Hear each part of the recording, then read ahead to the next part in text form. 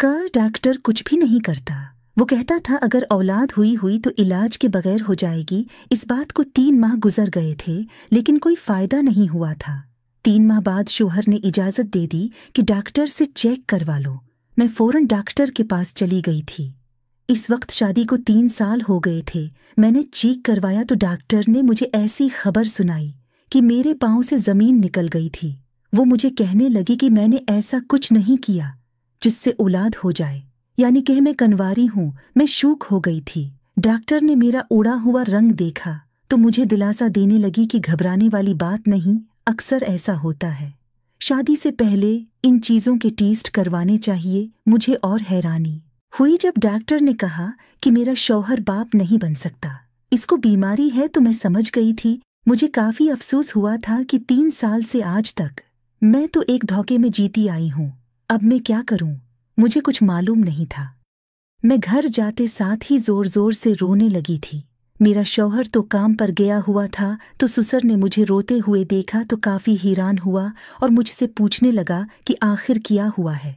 मैंने एक ही बार में बता दिया कि उनका बेटा उन्हें दादा बनने की खुशखबरी नहीं दे सकता। ससुर भी परेशान हो गए थे और कहने लगे थे कि इस बात का किसी से जिक्र न करो, उनके खानदान में क्या इज्जत रह जाएगी।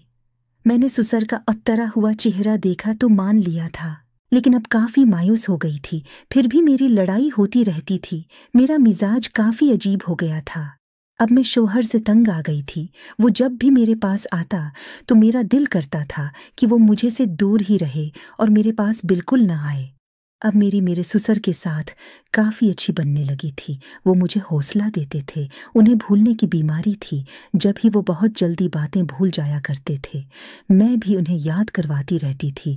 एक दफ़ा अचानक ही मेरे जहन में आया था कि क्यों न अपने शौहर की कमी को ससुर से पूरा कर लूं। जैसे ही ख्याल आया तो फौरन इरादा कर लिया कि ऐसे ही करूंगी। अब मैं अपने ससुर की ताक में रहती थी। उस तरह तो मुझे औलाद भी नसीब हो जाएगी। अब मैं ससुर का ख्याल रखती थी। उनके कपड़ों से लेकर खाने पीने तक का ख्याल रखना पड़ता था। एक दफ़ा वो जैसे ही नहाने गए तो अपने कपड़े साथ लेकर जाना भूल गए थे।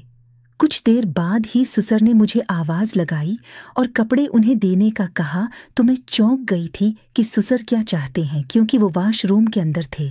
मैं उन्हें कपड़े कैसे पकड़ाती, लेकिन जैसे ही उन्हें कपड़े दिए तो वो मेरा पाँव फिसल गया था और मैं वॉशरूम के अंदर चली गई।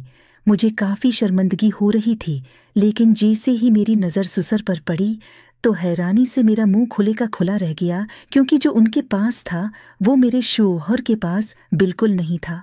मैंने तो पहली दफ़ा ये सब देखा था और शौक हो गई थी जिंदगी में।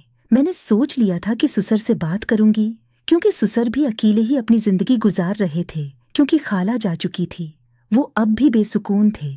मैंने उसी बात का सहारा लिया था कि उनको भी सुकून मिल जाएगा, मेरा काम भी मुकम्मल हो जाएगा। तो पहले तो ससुर मेरी बात सुनकर शौक हो गए, फिर कहने लगे कि इन्हें तो मैं सुकून दूंगी, पर मेरा मकसद पूरा नहीं कर सकते, क्योंकि उनकी उम्र काफी ज्यादा है, ये काम नहीं कर सकते।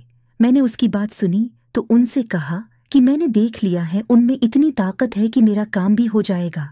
फिर ससुर तैयार हो गए थे और उनकी इजाजत की देर थी। जब मैं उनके साथ काम करने लगी थी तब मैं जान गई थी कि असल मज़ा क्या होता था। मुझे काफी सुकून मिला था। हम दोनों ने रोज का मामूल बना लिया था।